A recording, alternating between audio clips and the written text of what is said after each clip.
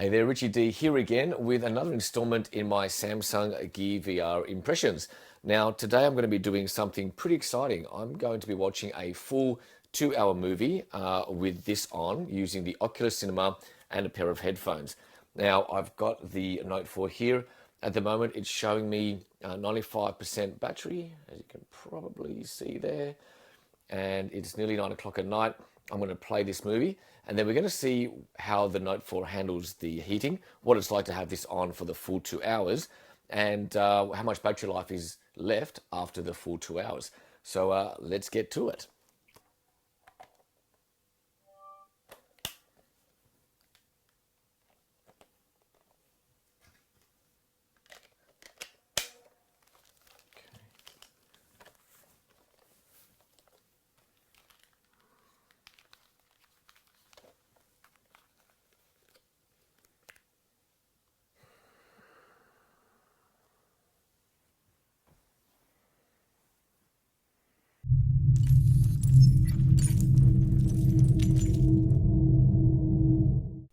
Whew, okay, right, let's take these off. Okay. Whew. All right, so that's been the last 2 hours worth. My voice is a bit funny because I haven't talked for the last 2 hours. So let's check it out. So it's a little bit warm to the touch. Sorry, just getting used to being back in my room as opposed to this massive cinema. Okay, so let's. That was excellent. That was mad. That was wow. Okay, let's talk about it a little bit more sensibly now. All right, so let's check out the battery life first. Okay, so what do we have? We've got, so it's 1058 as you can see, and there is 43% battery life left. There, you can see that right there. So after about 2 hour movie, yeah, there's about 43% left.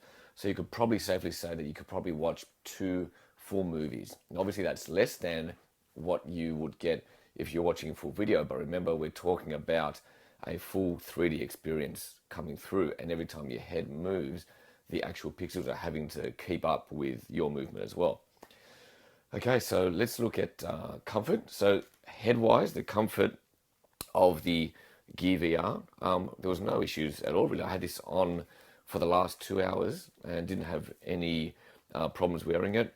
It was actually the headphones that got a bit uncomfortable. So as a bit of a hint, I guess, when you put these on, better for this cushioning to go over the strap rather than onto that hard plastic bit that goes on your head there.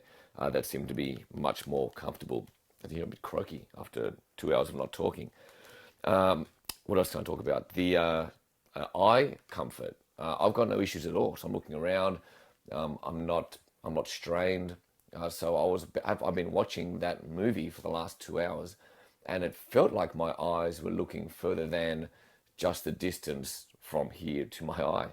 So it's actually quite incredible that I don't really have any eye strain. I'm back to normal, and my eyes have adapted back into this standard light as well, which is cool.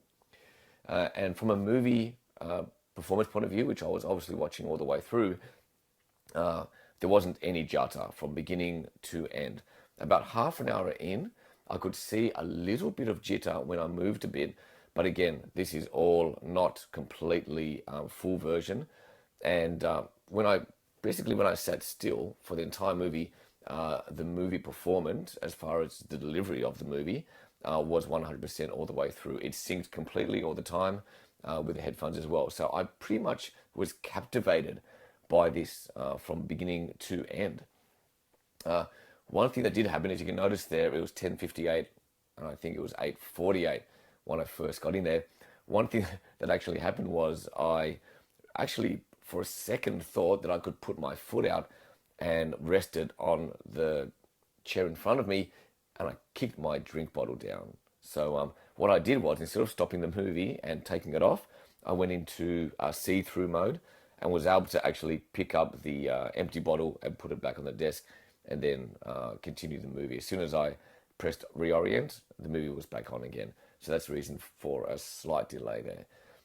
But wow, I am absolutely amazed. That the fact is that coming out of that, I feel like I was actually sitting in a very private, intimate space of my own, watching a screen that was way far bigger than anything I've ever seen in my life as far as a home theater type of situation goes.